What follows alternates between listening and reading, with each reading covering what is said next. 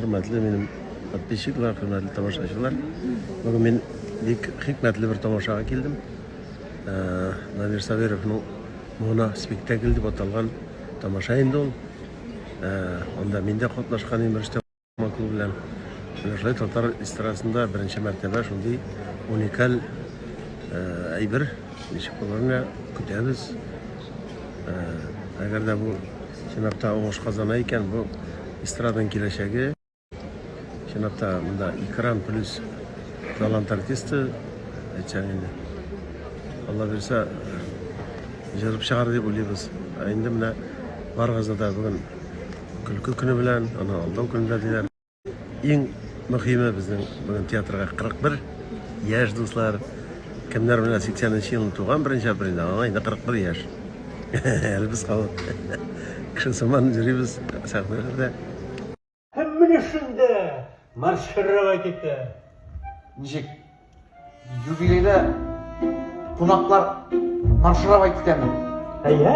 Стандарт марш. Симада шоу что ли? Ашы? Шоу что ли? Ашы? Ну, яңа әйбер. Кызык булды, үзем дә катнашкач.